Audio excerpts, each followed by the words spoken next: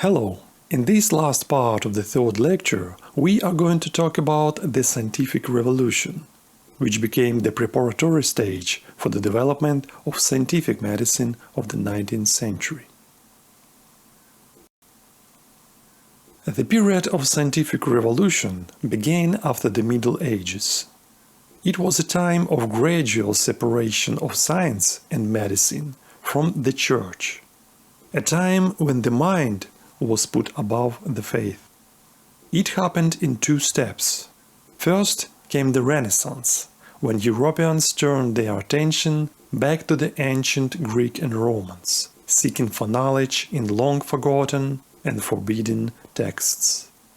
Then came the Enlightenment, when Europeans rejected all the past knowledge and began to rely only on the results of their own scientific experiments. So let's start with the Renaissance. The result of the Black Death in Europe was an increasing love for life on Earth, distrust for the Church and medicine, and search for more realistic and rational explanation of how nature works.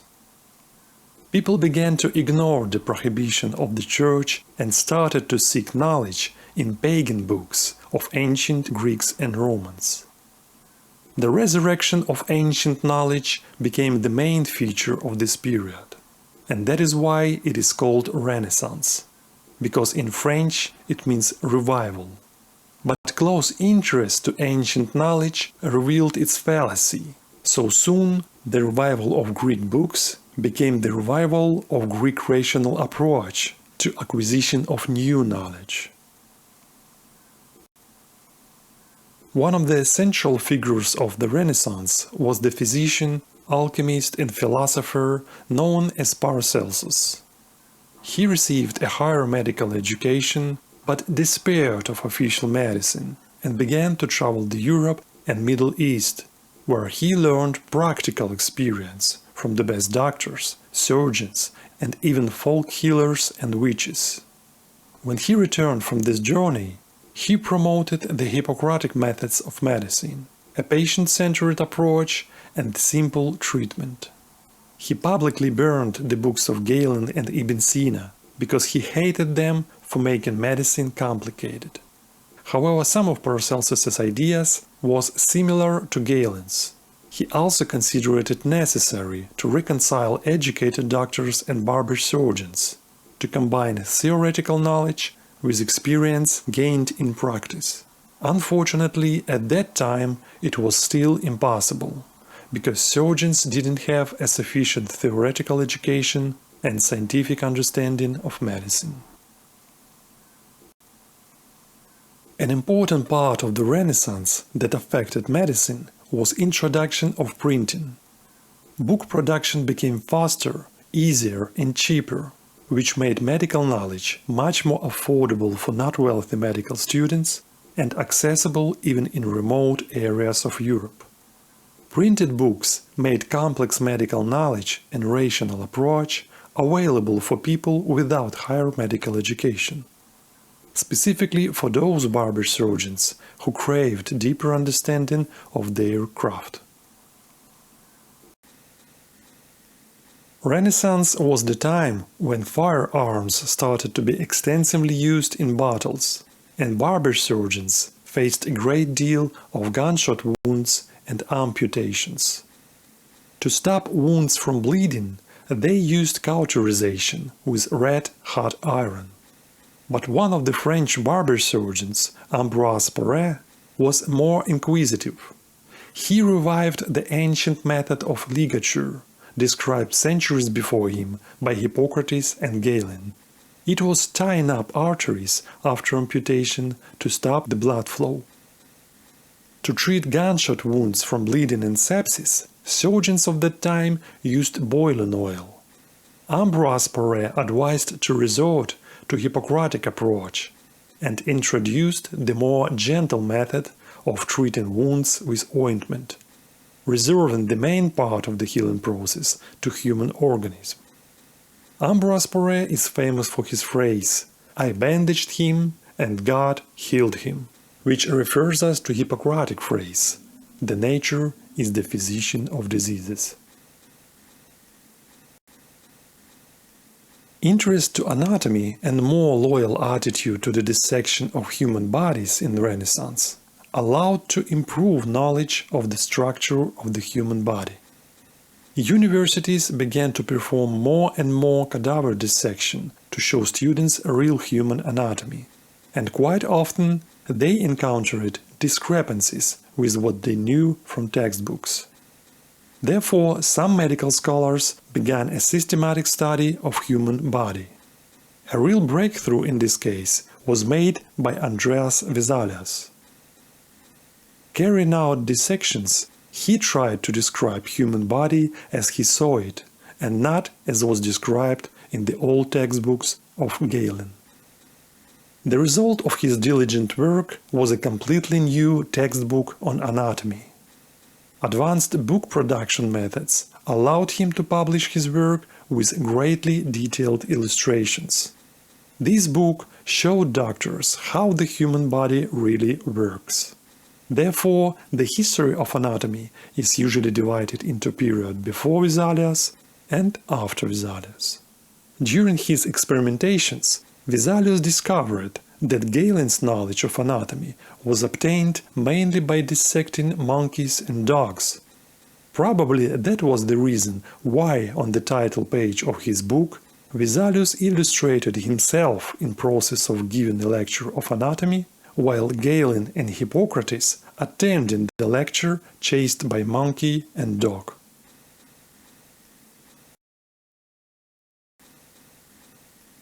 In the 17th century, William Harvey discovered that the movement of the blood occurs in a circle and is a result of a heartbeat. This discovery contradicted Galen's generally accepted dogma that blood is produced in the liver and able to overflow the body, thus had to be regularly reduced by bloodletting.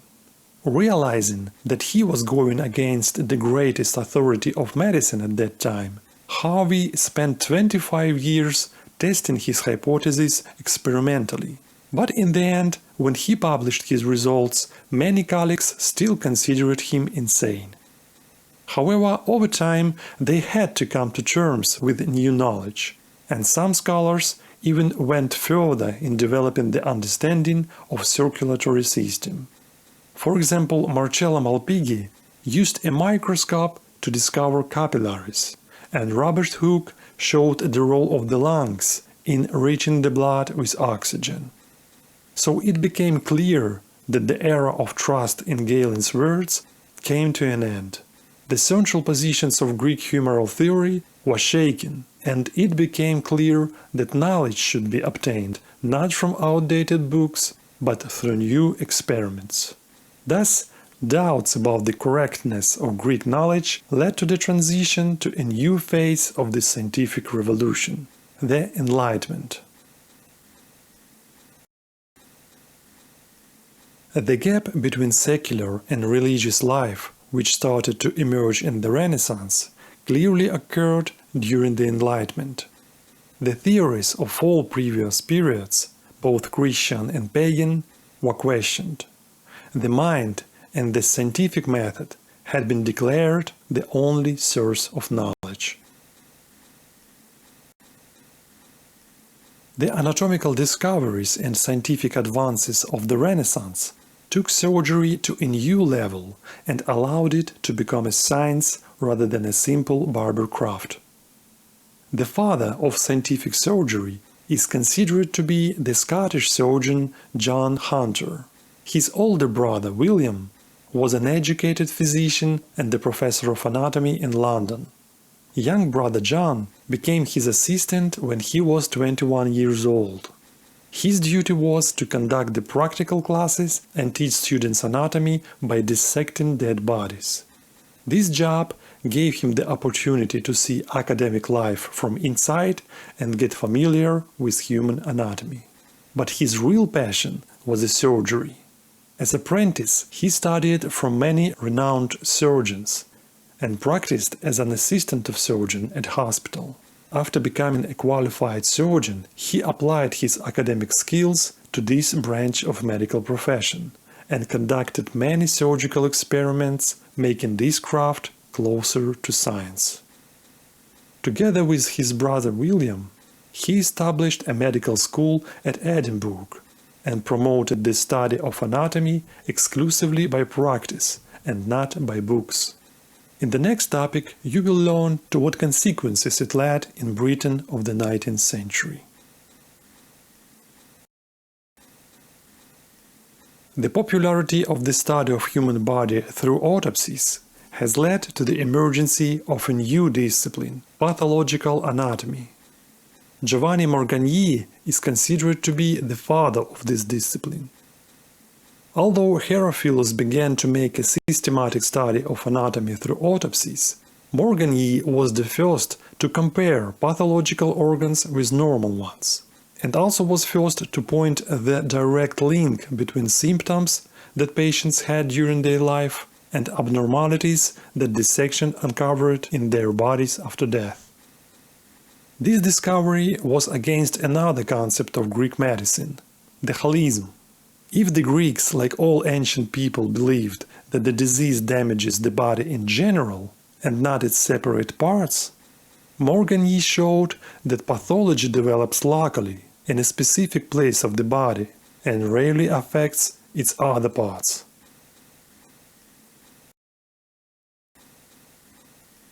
One of the most terrible diseases of the 18th century was smallpox. It has become a major endemic disease in Europe and claimed about 400,000 lives annually. In Asia at that time, a method of prevention of this disease was already known. The pus from the pustule on the person infected with smallpox was transferred into the scratch preliminary made on the skin of a healthy person. The body of that person believed to become acquainted with a small and weak portion of infection and supposed to produce protection against it. So it was basically vaccination, but in primitive form. It is believed that this method was developed in China or India. European scientists found out about this method from English writer Mary Montagu. She was the ambassador's wife and spent a lot of time in Turkey. There, she witnessed a described method and tried to popularize it in England. Mary Montagu lost her brother to smallpox and barely escaped the same fate herself. Therefore, she fully understood the danger of this disease and was open to any experiments to save her country from this pestilence. But English scientific circles met her enthusiasm with caution. The method was primitive and originated from folk medicine. So in times of emergent scientific approach, it was impossible to make people believe in effectiveness of old methods. Another barrier was the fact that Mary was a woman. So she tried to publish her findings again, but this time under the nickname, the Turkish Merchant. This time she managed to grasp some attention, and Eastern folk method began to be tested and came into practice in Europe under the name inoculation and later variolation. At the start, variolation helped to reduce the number of infected, but soon the flaws of this method became apparent. First, the contact of blood of two people led to the spread of other diseases. Second, in some cases, the severity of smallpox in pus transmitted to healthy person was so high that the outcome was not immunization but a full-fledged disease. Therefore, the European scholars continued to search for a more effective way of protecting from smallpox. And again, they found the answer in the folk medicine. Humans acquired the smallpox virus from cows with the domestication of animals during the Neolithic Revolution. Cowpox was similar to smallpox, but much more milder. In the 18th century, English milkmaids knew that those of them who became infected with cowpox gained immunity to smallpox. So when they encountered a cow with cowpox, They tried to get infected on purpose, to get protection from the human analogy of this horrible disease. An ordinary village doctor, Edward Jenner, noticed this tradition of milkmaids and started his long-term research of the phenomenon of cowpox inoculation. He conducted experiments for 20 years and finally proved the effectiveness of what he called the vaccination, from vaccinia, which was the Latin name for cowpox. At the beginning of the 19th century, about 100,000 of people were vaccinated for the first time in the history and became immune to the smallpox virus, although at that time no one knew about the viruses or immunity. In the late 19th century, when the essence of vaccination became to be understood and applied to many other diseases, Louis Pasteur proposed to call any substance for inoculation a vaccine, in the memory of Jenner and his invention of vaccination. The essence of Jenner's method can be demonstrated by the example of his first official vaccination experiment. He punctured a pustule on the arm of a milkmaid who was suffering from cowpox, and then punctured the healthy boy's arm with the same needle. The boy became ill with a mild form of the disease. After a while, Jenner did the same, but now he took the infection from the pustule of a patient with final stage of smallpox and injected it to the same boy. The boy did not get sick, thus proving the effectiveness of the method. Later, physicians started to take cowpox samples right from the pustule on the skin of infected cows. The difference from the Eastern method of variolation was in that it was much easier to find infected cow than human, the disease itself was much less virulent, and risk of getting infected with other diseases was lower, because the number of diseases transmittable from cow to human was much lower than from human to human. The efficiency of vaccination was really impressive. Before the introduction of variolation and vaccination, 30% of infected with smallpox died. After introduction of variolation, only 1% of infected died. And after mass vaccination, these numbers dropped so drastically that only 1 in a million of infected died. For this discovery, Jenner was named the savior of the British nation and awarded with £30,000, which in modern value is more than £1 million. But along with the vaccination, the anti-vaccination movement emerged. First of all, it was variolators who were afraid to lose their business. They declared that introduction of cow's blood into human organism led to its mutations. Some physicians blamed the vaccination in transmitting syphilis. Legislation of compulsory vaccination arose concerns about its safety and efficacy. The reason for this was that vaccines were produced without control, and because sterility during vaccine transportation and vaccination was impossible. It was later proved that contaminated vaccines really transmitted not only syphilis, but also tuberculosis and many other diseases. Only at the end of the 19th century, with the emergence of bacteriology and discovery of viruses, the more effective and safe way of vaccination was introduced. By the end of the 20th century, the compulsory worldwide vaccination led to eradication of smallpox. But for now, let's go back to our 18th century. The wave of scientific discoveries changed the world of medicine, but turned it away from its main goal, patients, who increasingly began to turn to exotic medicine and charlatans, who offered a cure from all diseases. Therefore, the 18th century is sometimes called the Golden Age of QUACKS. QUACKS are the doctors who mislead their patients with false methods of healing or miracle potions.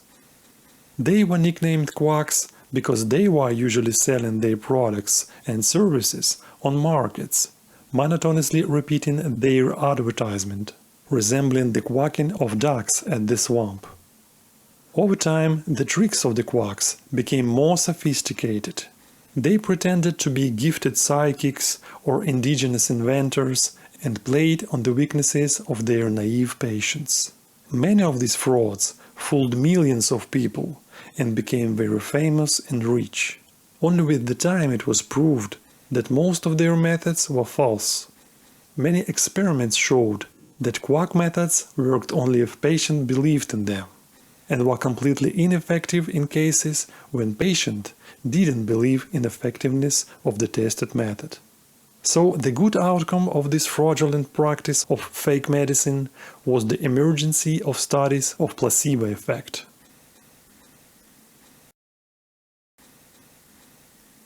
Thus, the scientific revolution led to dramatic changes in medical theory and practice. However, the excessive fascination with the cult of reason and experiments, which existed along with the many superstitions of Christianity and antiquity, led to some negative consequences.